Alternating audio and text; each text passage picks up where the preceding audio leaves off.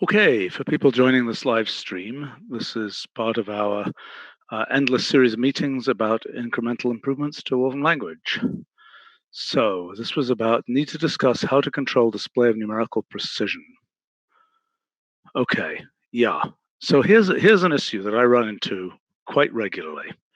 Okay, so I'll get, something where I'll say, I don't know what's a good example. Okay, there I've got something reasonable, but let's say I make this into input form. Wait a minute, what happened there? Am I confused? Well, okay, I'll copy that, I paste it. I'm still getting something like that. Well, how do I get what I'm, I find myself too often, I've got some input. Well, here, let's say I say something like this. Is this going to do it? And I say something like that in a list. Yeah, there we go. It's a good example, okay? But I really don't want that in my input because I really, I just got that number out, but I just need the approximate number. I just need that. Okay, but there's no easy way for me to get that. But you want to change the display only or the actual number itself? I would assume the display. Yes, I think it's primarily the display. I mean, I think this is the analog of iconize for a number. By the way, you've got some background noise there. Oh, that's me. Hold on, I'll mute. Okay, yeah, that's probably the way to say it. It's the analog of iconize for a number. Mm-hmm. Because, I mean, this number, you need to carry it around like that. Like if I do the output here, okay, so that will be a more civilized number, but maybe I only want 2 digits there. And I don't have a good way to say that. I mean, I think we have, do we even have that? Precision, what is it called? Isn't there used to be a print precision option somewhere. I don't know whether we even have that. Do we even have that? So we have something at the cell level, and then we have added recently something else at the level of number form. There's also, I think, a system option in the kernel land, so it gets really confusing. That's really confusing. And I mean, here in preferences, I think that we have a number. There we go. Yeah, I mean, number of digits displayed in output, but that's like a totally obscure place to put this. And that's a global setting, which is not what we want here. I mean, more what I would want is something that's the analog of iconize here, where I can just say,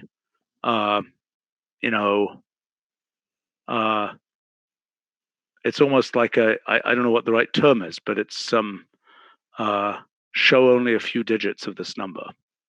So and go ahead. I was thinking that this may be related to Rogers root object. Yes, it is. I think. I mean, so let's do an example of that. So I mean, if I say,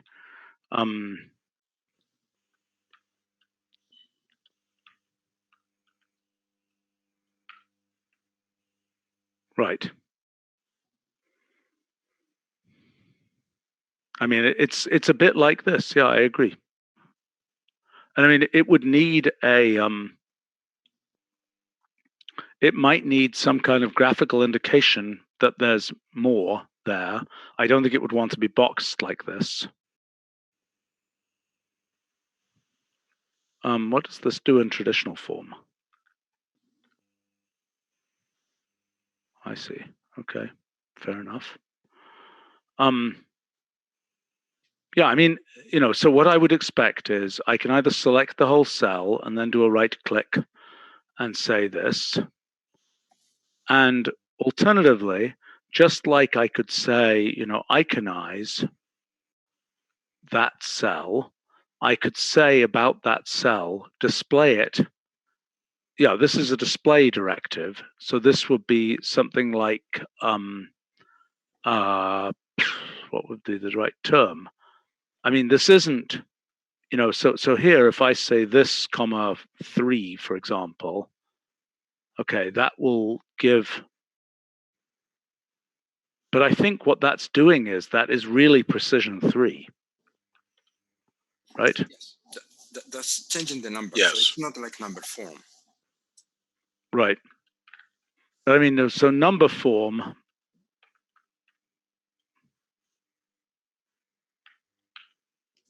Okay, so this is really what I'm talking about, is number form. But I suppose I'm talking about a number form where, at least with mouse over, you can tell that there's more to this number. Right. An interesting case of this, which is going to appear very soon, is in quantity with these new constants that are exact. So we are going to get now fractions, ugly fractions, that perhaps people will want to see with some decimals.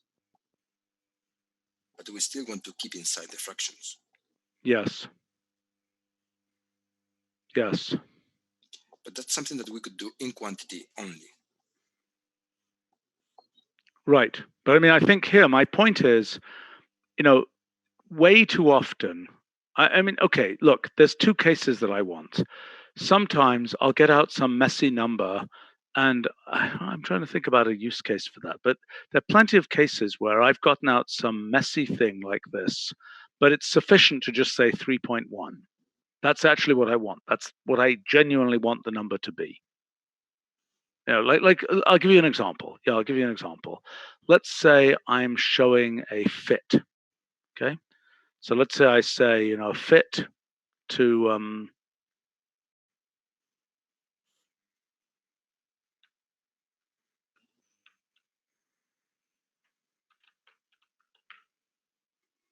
okay. So I might very well want the thing that I'm giving to just be 0.6 plus x plus 0.17x squared.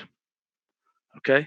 Because it turns out that full digits in that fit just aren't relevant. That this is as good a fit to the data as this would be, but this is something that I can, in a civilized way to show to somebody. Does that make sense?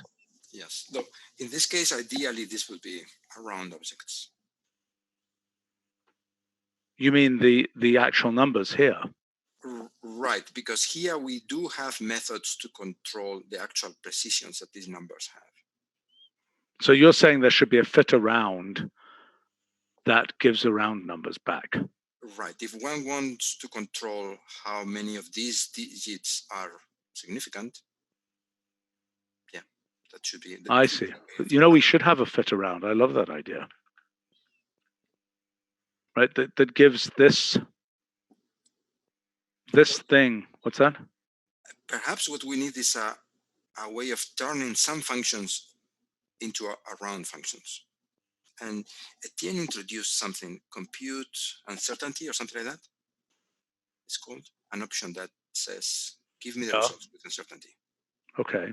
Although I would prefer this by default to do that, because I think this is a much better result, is to give the around result than to give this result. But okay, so that's another case, is the case where you actually just want the numbers. So your point is, I mean, can I simulate that for myself here? How would I simulate that to get that fit with an around?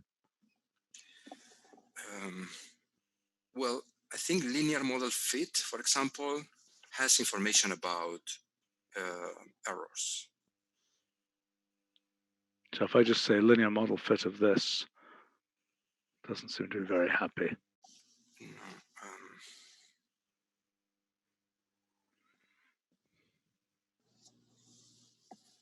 This is a complicated function.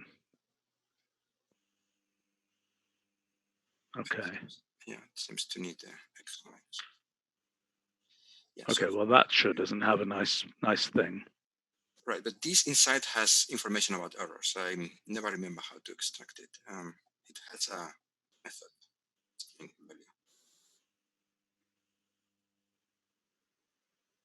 Okay, so fit residuals. Oh boy.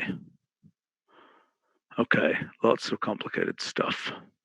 Perhaps through covariance metrics? Yeah, okay, but fine. But there's some way to do it.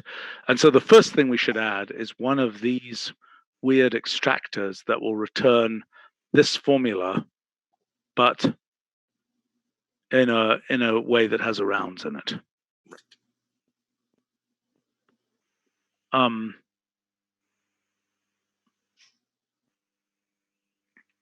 Right, and a point being made on the live stream is that number form doesn't work in calculations, indeed, and we want something that does. Number form is purely a display thing, but so in the case of these numbers, what would end up happening, I don't think, I mean, precision is the only way that we're tracking the genuine number of digits we get out. So if it was one of these sort of less displayed numbers, that would only be relevant for input or output or wherever you select this. I mean, so let's imagine that the thing said something like number display. Not a very good term, but you know, let's say it was a number display, comma n, and that produced this thing that could potentially be a mouse over. Let's see, on the live stream, Sandra is sending us a piece of code here. Let's take a look. That's kind of cool. Mm-hmm.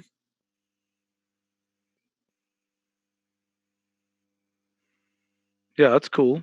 I mean, obviously, it's got to be something that evaporates on evaluation.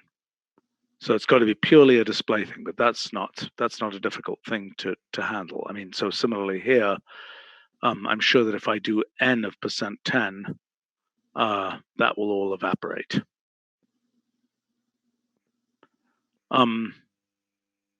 Yeah, it's got to be a number for purposes of everything other than its display.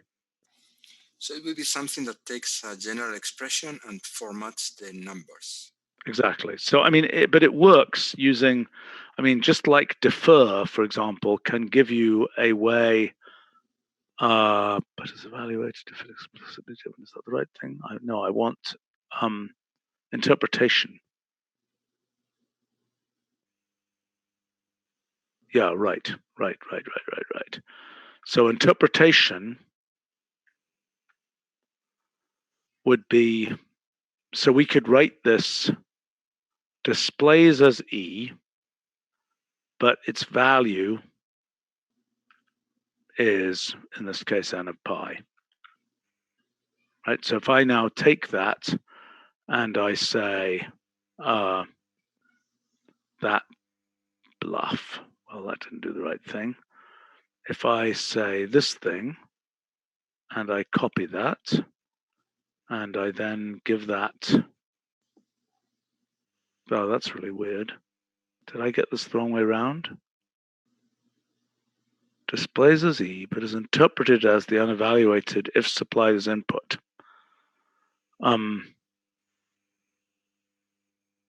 Oh yeah, that did work. Yeah. What goofed up here? Yeah, that works perfectly.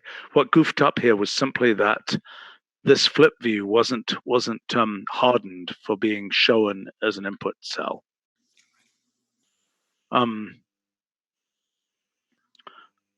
So let's see. Have a number form and round in the suggestions bar. That is a perfectly decent suggestion. I don't think we do that right now, do we? If I say increase precision, show all digits, but we don't have, we don't have this. We don't have make it a 2-digit thing or whatever else. And that would be another sensible thing to do. But again, it would be changing the number or just affecting the precision. I think just affecting the display, I think. So I would think so, yeah. Yeah. I mean, I think that I mean, I just, it's just like I want to emphasize again that, okay, what does this do? That is an interpretation. And now I do this. And that has a tooltip, which gives the number. Okay. and I paste it in. Still, for some bizarre reason, it's putting the quotes there, but it's basically, yeah. Right. That's the object that can turn it into a thing that displays only 2 digits.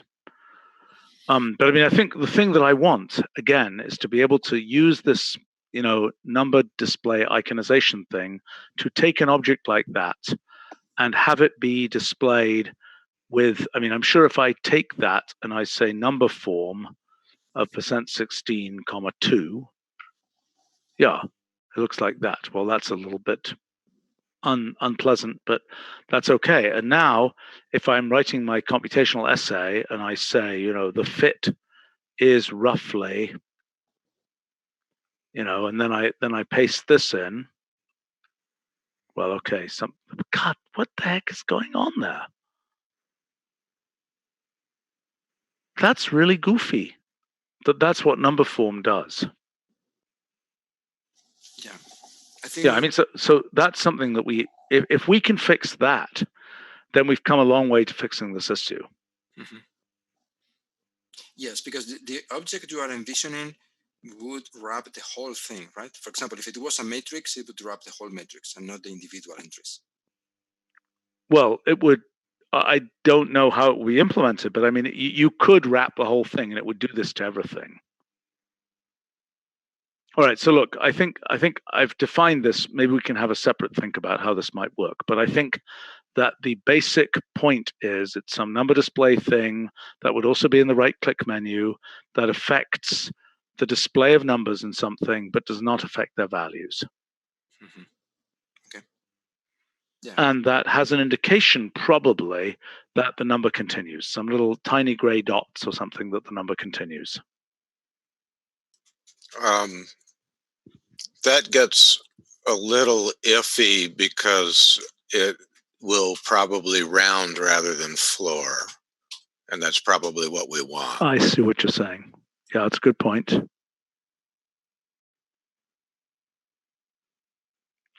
How does that work in the, I mean, okay, so let's take a concrete example. So the thing says 1.99999, and if I were to do this, okay, so I have that. Oh, that's interesting. Okay, let me not have as many nines. Oh, that's so confusing. Okay, and now I say number form, that, 2, and it's going to say 2. Which is correct. It is correct, but how would we give an indication that a number is this is not what it's, well, I mean, at some level, this is not what it seems either. So, I mean, who cares?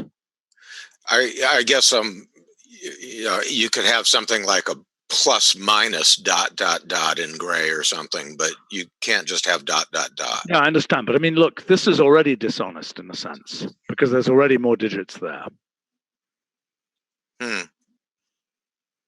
Right? So I think the answer is you don't show anything else. You might do a tooltip, but you don't show anything else. I'm fine with that. All right. So we have to figure out how to insert, how to kind of have something that, yeah, that doesn't have this goofiness with the strings. So if you guys could think about that, that would be terrific. Mm-hmm.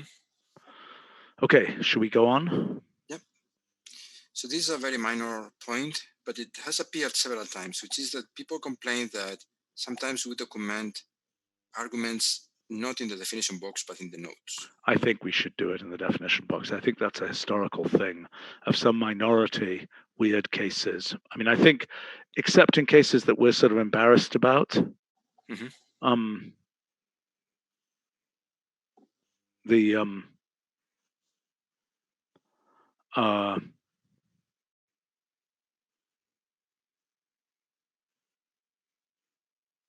Yeah. Yeah, this is a clear case, and it's a useful argument. So.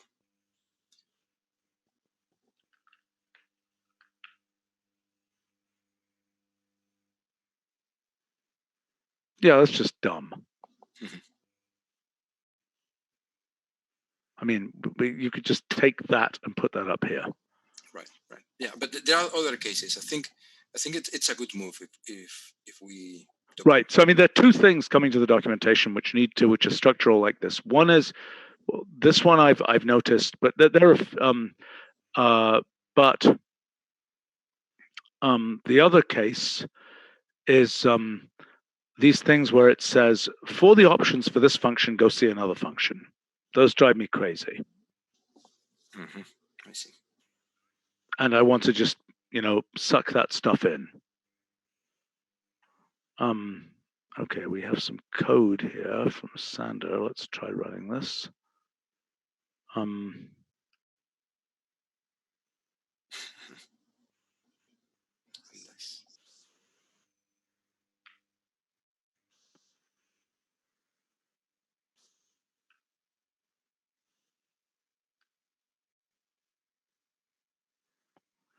allergic to calling things F because I know I'll call something else F as well.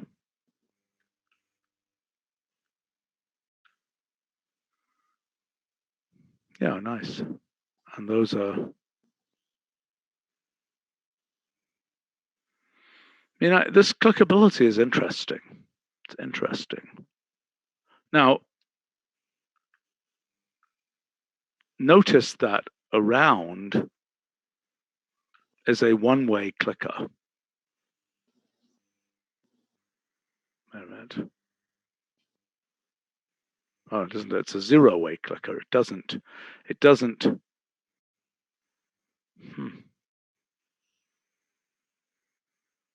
Okay, so at that point, we lost the iconized thing.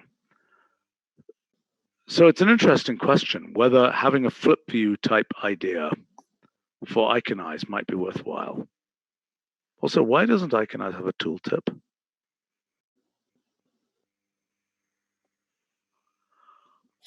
No idea, but one can iconize later again with the menu, right?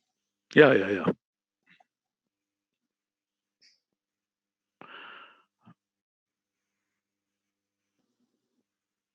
Yeah, I have to say, most of the. I wonder whether there should be something where you click this, and you get a still boxed iconized thing. Do you see what I'm saying? So in other words, let's say you've got some options to some function. Okay, so I say plot sin x 010, filling, arrow axis, filling style, arrow yellow, frame, arrow true, etc. And let's say I iconize this.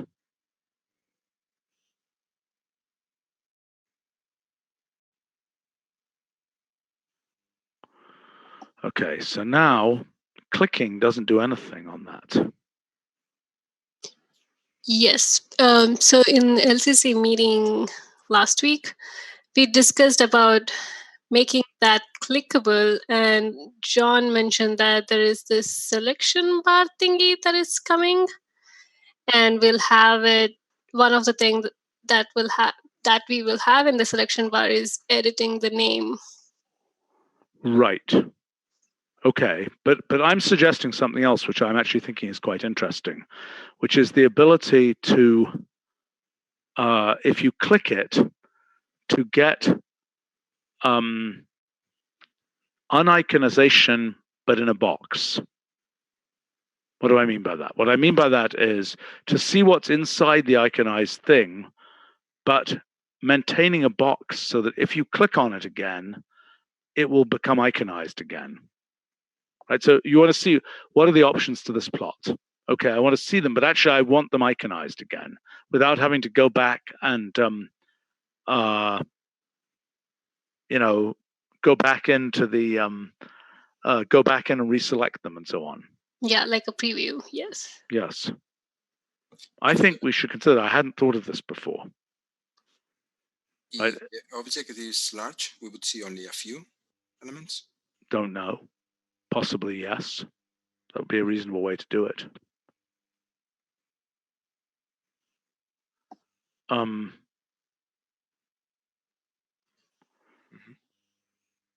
Can we consider that, please? And Yes, I will send it to LCC. Is that what we're talking about, Iconize? I guess it is. Yes. Yeah. Okay, head map. Yes, so this is a subset of the discussion of the next point, which is that we have discussed head map in previous meetings. So this is motivation, one more reason to have it in system, because we were doubting whether to have it in system or not. So can we go back up a bit? Yes. So the idea is that, so the next point is about the query language. And normal of a query converts into what Tally calls a compiled form. And in some cases, this compiled form uses general utilities function. Ugh, hopeless, horrifying. One of those is apply through, which happens to be our head map. And one thing of this apply through, which I hadn't thought before about, is that it works with associations. And that's quite useful for dataset work.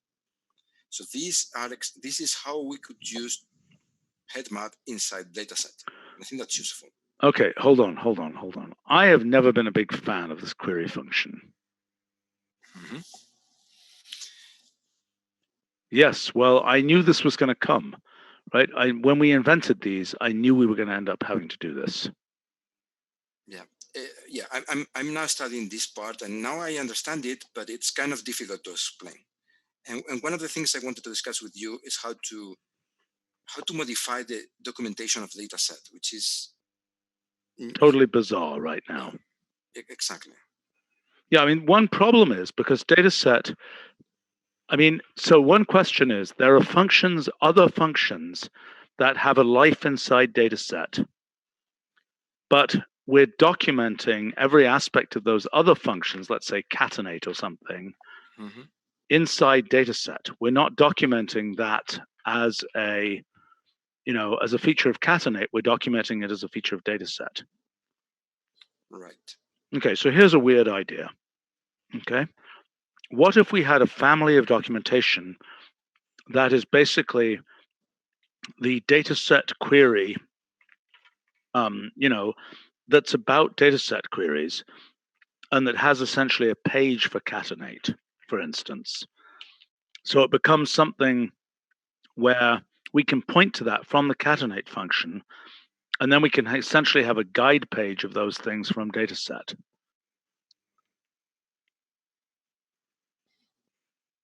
Well, I think the query language is important and should be extended and explained well. And then, yes, we can then have guide pages or tutorials dedicated to. Well, the whole point is that it is a function, a standard function in the system that has been kind of not really hijacked, but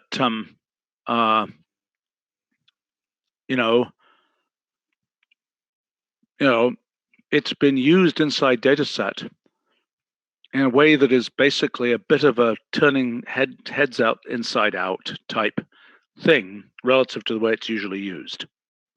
But you're talking about catenate or query? I was talking about the use of catenate in query. Mm-hmm. Okay, but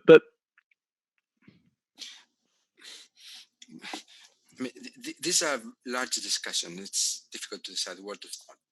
So query is, in my opinion, just an alternative way of accessing dataset. There is this identity there, dataset functionality, I mean.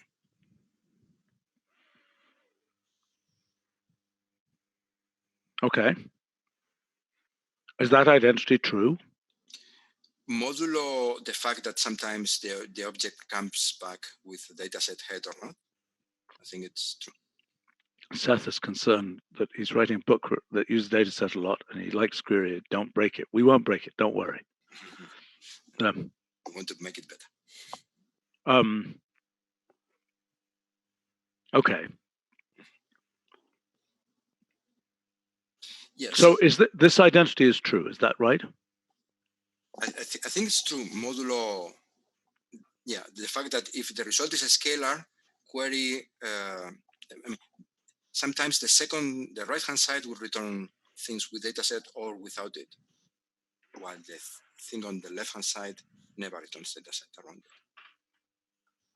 This never returns dataset? I mean, if the data will be in general an association or a list of associations, etc. So query will not add by itself a dataset. On the right-hand side, we start with a dataset, and sometimes the dataset head is lost, but typically it's preserved. Okay. How to explain what happens? Yes, so I'm trying to find a way to explain clearly what's going on with this query language in dataset, which in my opinion is an extension of the part extraction language to also support function application. I think we should send this notebook to Seth. It might help him. Although he's probably figured it all out by now. Okay. So in this first example, for example, the DS case there, yes. So there we have a mixture in the second line of two function applications and a part extraction, the three. So the question is always the same. In which orders do this thing happen? And at which level are these functions applying? Yes. So what I'm saying here is that the way I understand these things is by separating them into individual operations, like in different pairs of brackets, what you have on the right. Mm-hmm. And you see what's happening for each of them, for the part extraction, for G and for F, and in which order they are being used. And ascending and descending is fundamental when deciding those two things, the order and where things happen. Okay, but I mean, in this notation, doesn't this notation mean you're always applying it at the front? Yes, so that's why you need G, because you need to map G at the second level. If you just had G, it would be applied on the first all. And that's why I'm putting map G. Oh, I see. To put it back at the second level.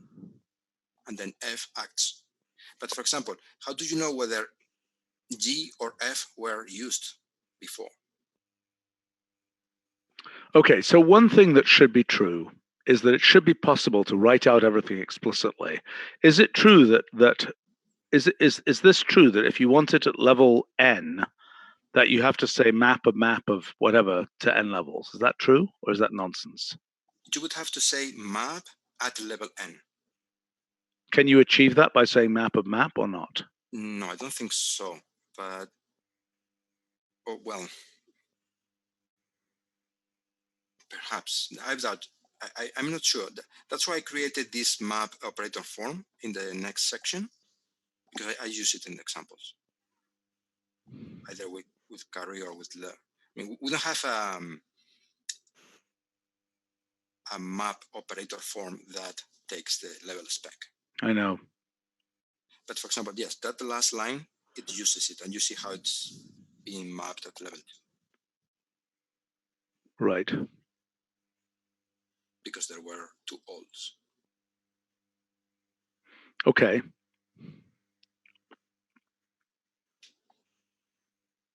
Seth is pointing out that query is really some kind of multi-level function. Mm-hmm. I don't quite understand that statement.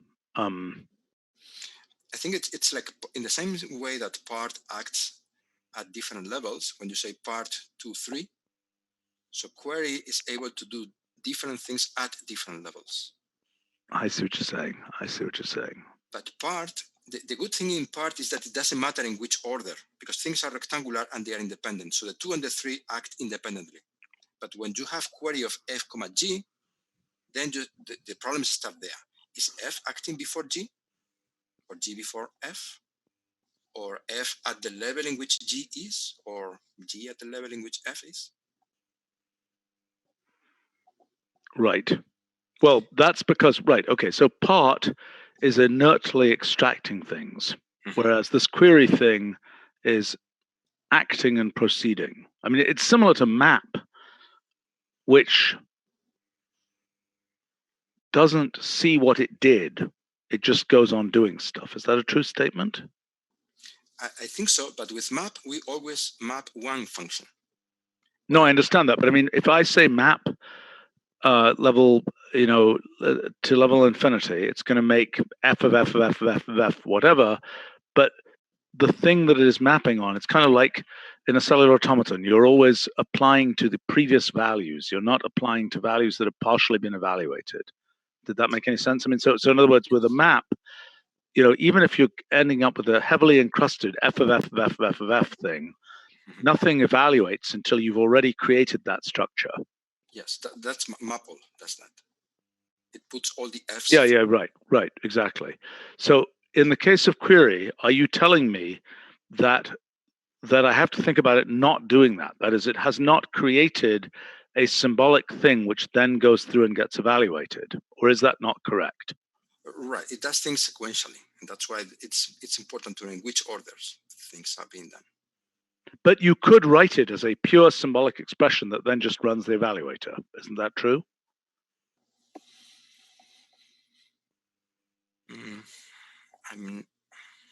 I think we should know the answer to that. I don't know the answer, but I mean that's right, because I mean I think that would help in documenting it if everything that you could do with query was something that corresponds to just a symbolic expression fully written out. Well, but it's always possible to write it as this equivalent composition of things that is the normal of query. And that's actually how it works internally. So query, for example, in that example there, query f, g, 3, it gets converted into this part extraction composed with g and with f, and that's what actually acts on the expression. Okay, fine. So things happen in the order defined by that thing. When you say it acts on the expression, oh, I see. So there are these weird things like that map. Yeah, okay, I get it. So I mean, so that's at least good.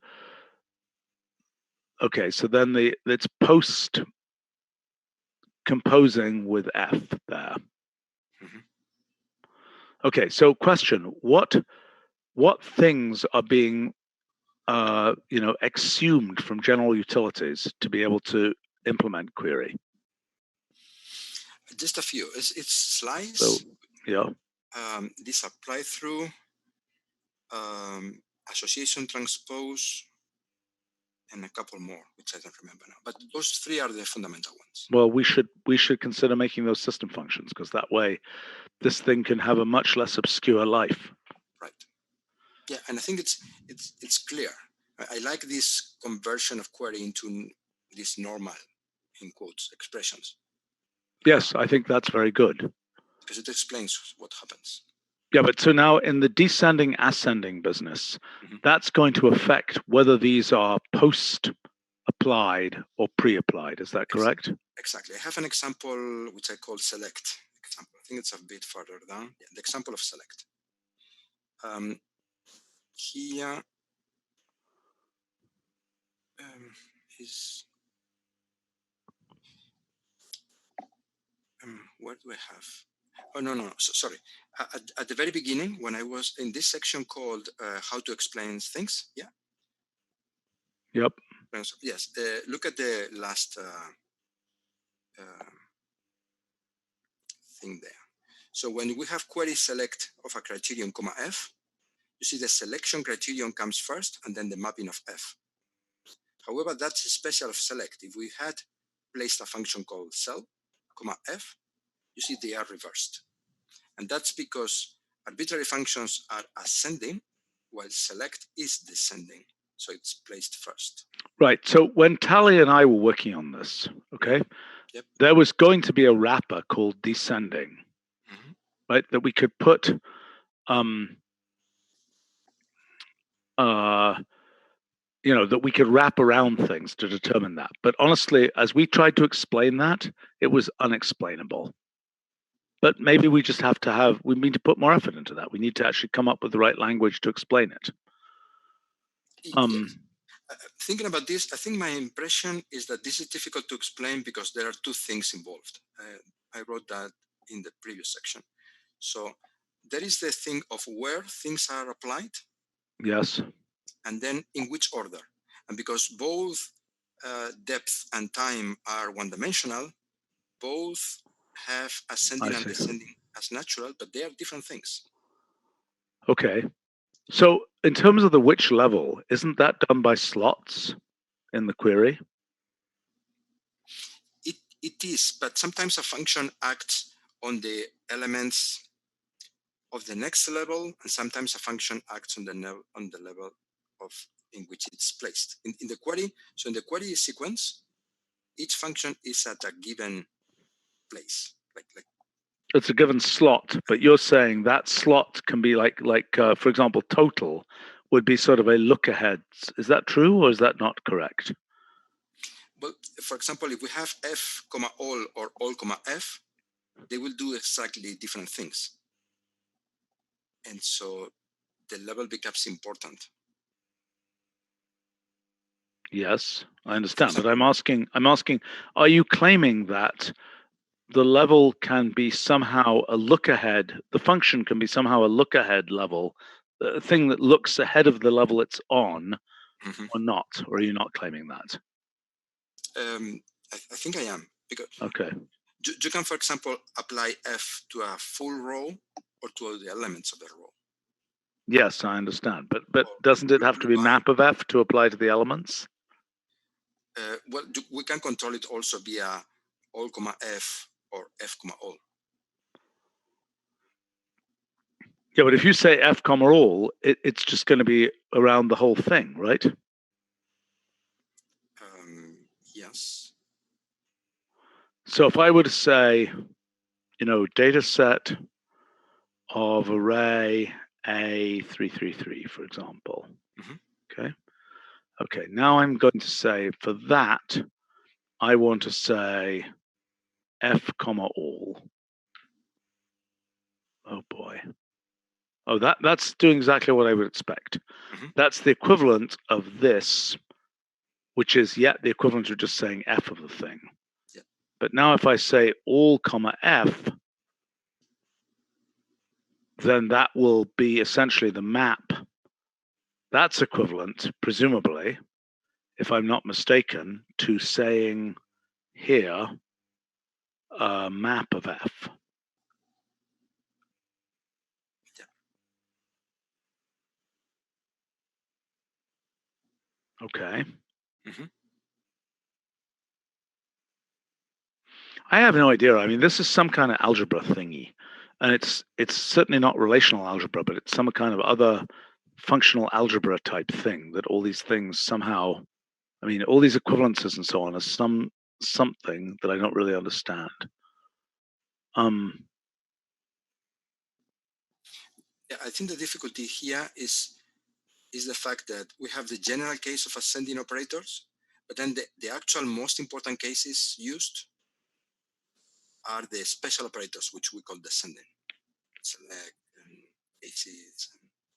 Yeah, but you're saying there's an order of operations, and there's also other things. So Seth is pointing out that in his book he suggests that people run normal, which sounds reasonable. And he also has various detailed comments here.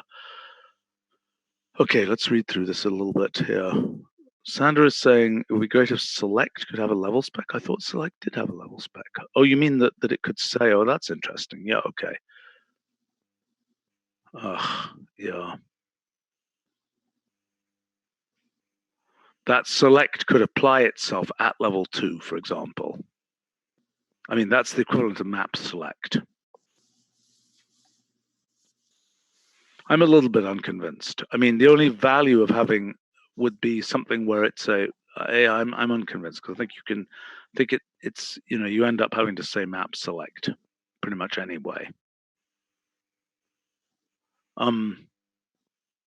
Okay, query has options that deal with failure.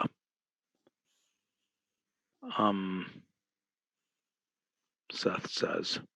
Mm-hmm. Query has 3 options that are not preserved when you normal the query.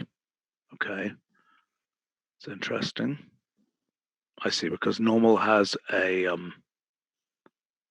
different form.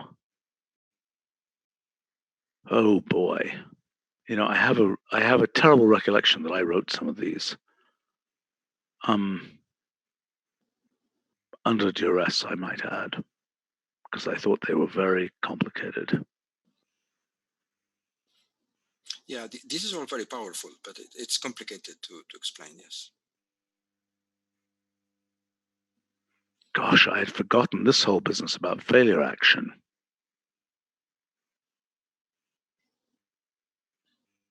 I wonder if we have the correct defaults there.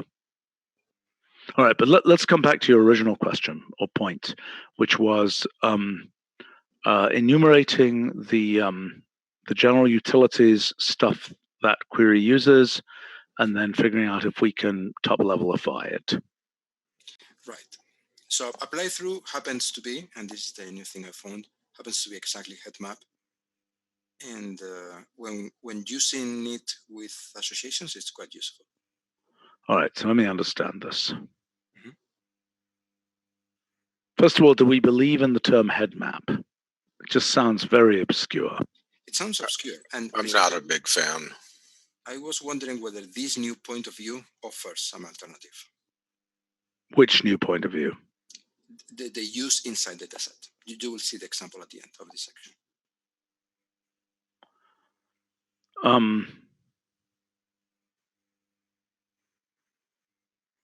Sorry, where are we looking here? Yeah, the last input.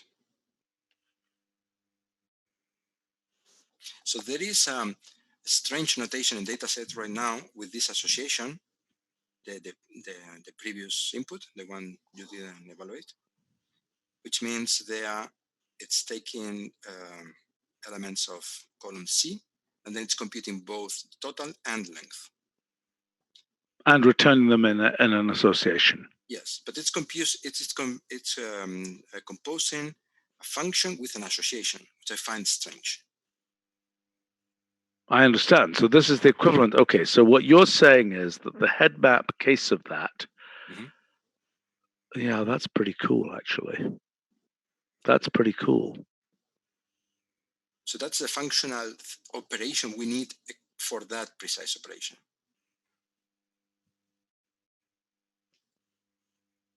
So let me review again what head map does in the simplest cases. Okay. So head map. What does this do? I'm just not remembering everything. It takes a list. It takes a list of value. So it would be f, x. Okay, fine.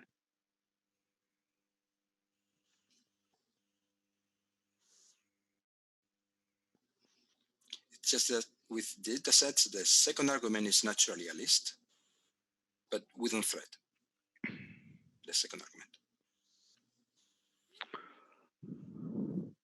Okay, so I would assume it's Tally's name, apply through. Yep. And through, the very bizarre function through,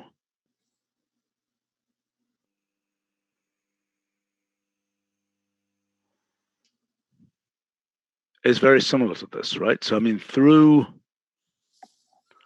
of the list FG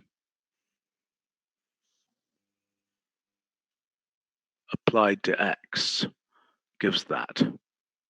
Yes. It's unfortunate that we cannot generalize that to association, because association would immediately try to look for a key X. Sure, I'm not a big fan of this anyway. I think it's perfectly fine to give a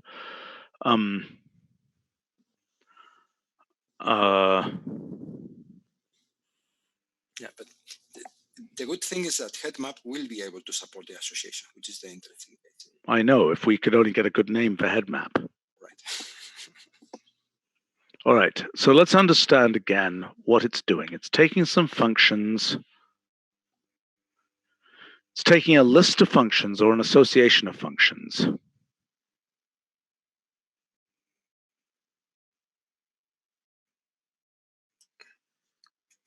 What about simply reversing it to map heads? I don't know where the heads are. Are they being mapped onto, or are they being, because they're the ones doing the mapping? And I don't know why. I mean, it's always mapping heads. Okay. Yeah. The definition of head map above is very small. Okay? Yeah, and that's all there is to this function.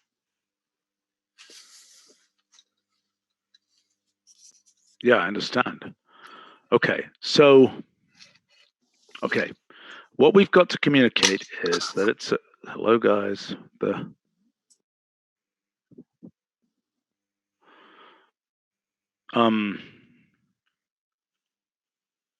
some of these are just too overbearing. Head map is just weird. Head map is exotic. It reminds me of headdresses. It is related to our weird headdress concept. I think as soon as we're in headdresses, we're in, just, I don't know what.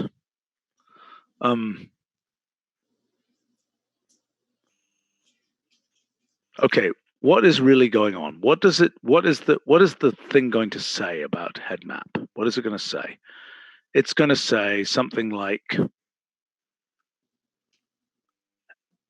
head map of this thing here. It's going to say, it's not mapping, it's applying, isn't it? No, it's not doing either of those. It's constructing, right? It's the equivalent of construct f comma x.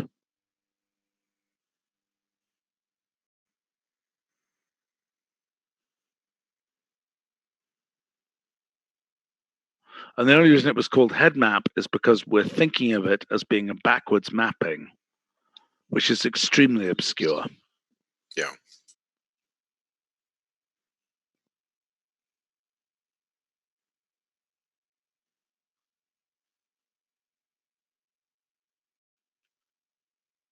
I'm not particularly keen on this.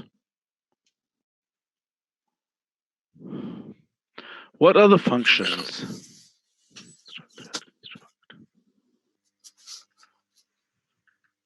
This is silly. This reminds me of the cotton ginny or something. I don't know what. Sorry, I'm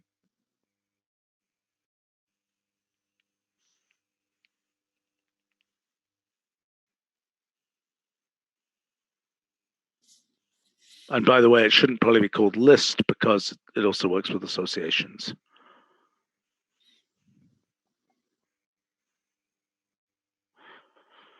Do you know that in the weird world of SMP, apply was AP and map was MAP, which in the absolute weirdness of short names, I tried to claim was multi-apply.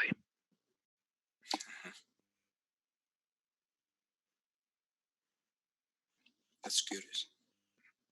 It's curious, it's exotic, it's crazy, and it's not useful here.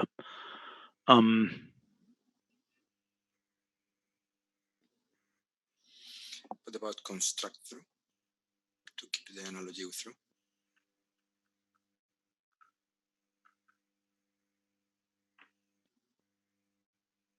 It's pretty weird. I mean, it sounds like, look, it sounds simple, which is always good, whereas head map just sounds exotic.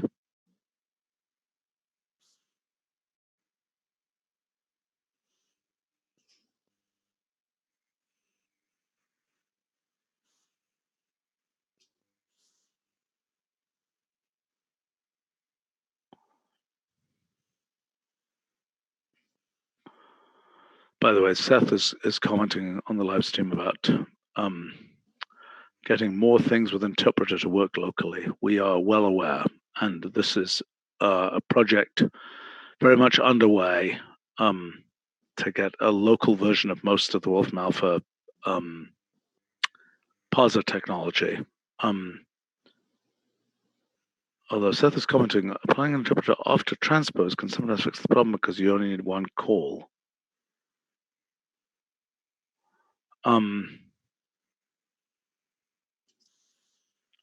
Yeah, I mean, we're well aware of this. It got slowed down.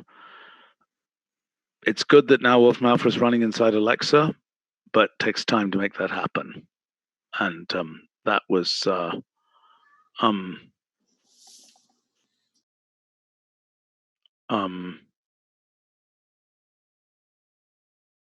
yeah.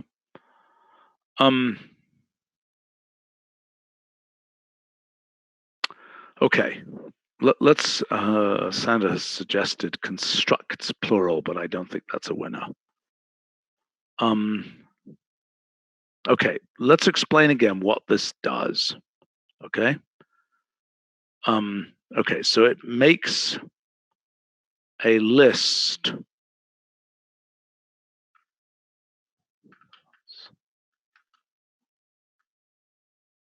Yeah, f of g, g of x, etc.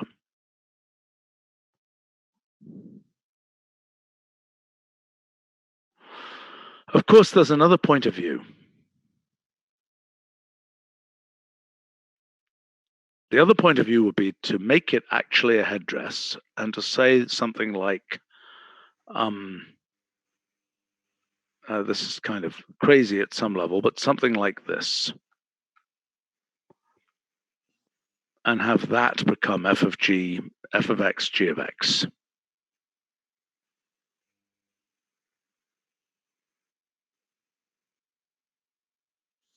I mean, that seems like it might actually be quite useful. So we only support the operator form version. Well, we could make the non-operator form, whatever the name is, could be based on the operator form. Ethan is suggesting using through with a second argument, but we unfortunately already have a second argument, which is the head, which is a mess. That's just horrifying what that did there.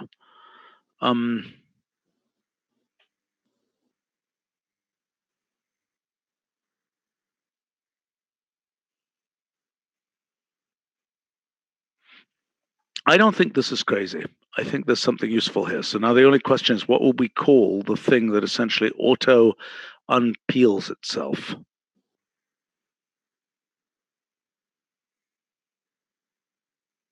What do you mean? Well, it's kind of auto-threading, auto-threaded. That's a ridiculous name. Right, so... But why do we need the other one? Wouldn't it be just multifunction applied on X? Well, no, I understand. I don't like the name multifunction. Oh, I see.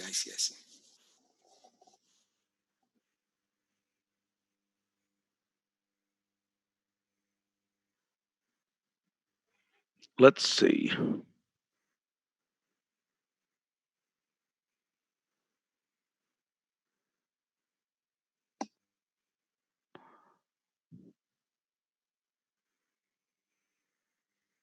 Yeah, Seth is commenting that we have the same issue with grammar rules, grammar apply, and so on.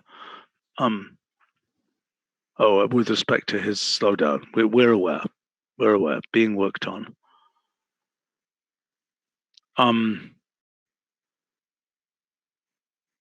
Confect? What does that even mean? What does the word confect mean? Other than confectionery, which I'm sure this isn't. Does sound sweet.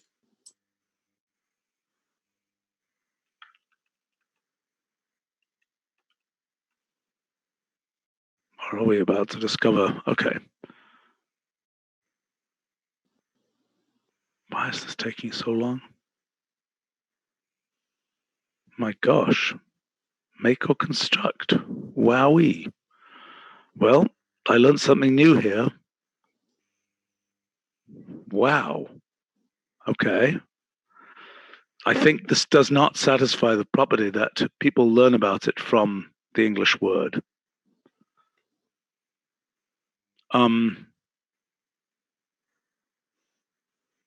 Yeah, unfortunately, the thing about list function,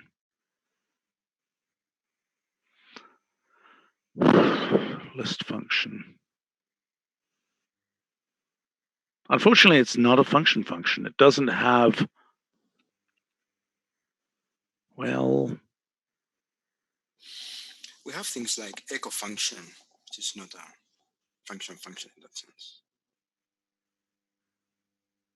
Okay, I wish multi wasn't a non-standalone word.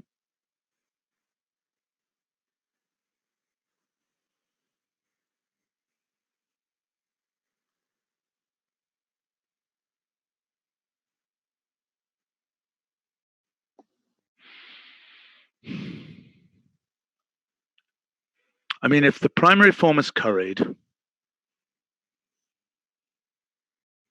I mean, this is a nice thing to have curried, actually. Really quite nice. I can see that being quite useful in a lot of situations.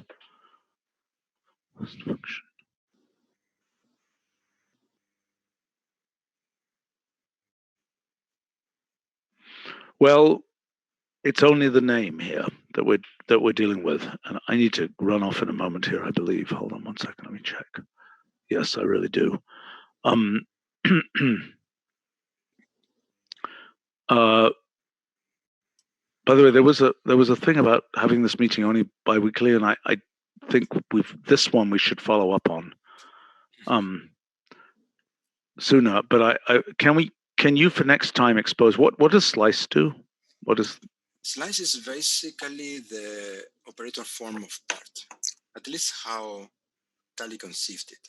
We have been discussing a more general form of it, but it's still fundamentally an operator form for part.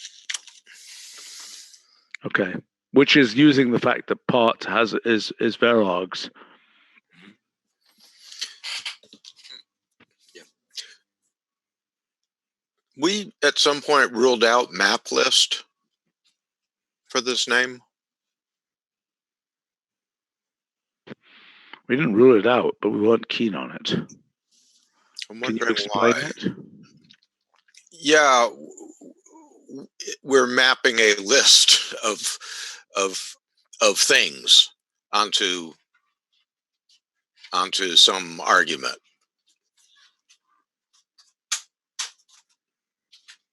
So we're mapping the list FG. Ethan is commenting on the verb noun versus noun verb. I know. And it's one of those cases where the only perfect form is a form that has it just, there are cases where it has to be one way or the other. And it is really, if we could, I think even with a time machine, we wouldn't be able to do much better, is my claim. I don't think that there's a uniformly consistent way of doing it that doesn't lead to confusion. Yeah, image resize versus highlight image, that is indeed quite horrifying.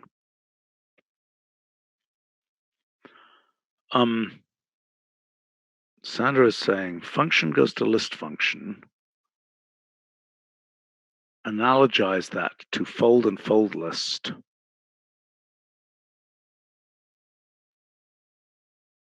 Okay, what is the analogy there? So, no, those ones are outputting a list. This one, list function.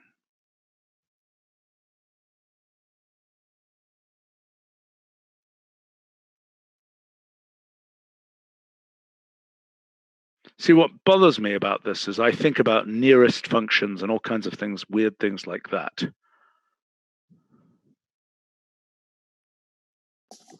But in a sense, it is a function because it takes arguments and returns. Yeah. No, I know, but that some of these things are used as options. But let's ignore that for a second. Background noise, guys.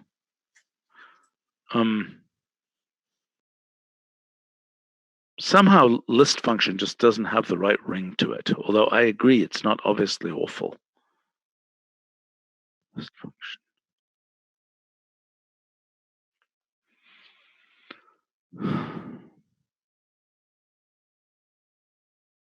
Let me ponder this, and then next time let's talk about query more seriously, and let's talk about all the other cases for query.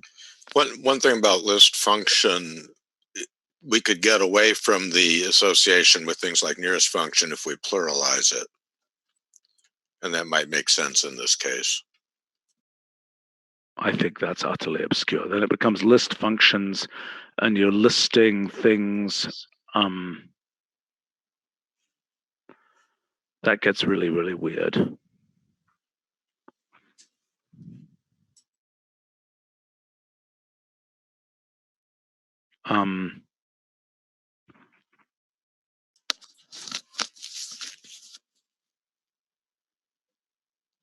All right. Well, we've got a mystery here. We need to think about this. Drat. Well, okay. Sorry, it's a naming problem. Yeah. However, it's yeah. What else do we have that is? It could be a list or it could be an association. I mean, things like map are very sort of. They don't really discuss that. Background noise. I'm going to probably have to oil my office mate or something. Fair enough. Okay, I have to disappear. Sorry. Thanks, guys. And let's see, Sushma, I'm going to send this notebook. I've been saving this in some weird place. I'm going to send this notebook back to you. Yep. Okay. And thanks all. Thanks to people on the live stream, and see you next time. All right. Take care. Bye.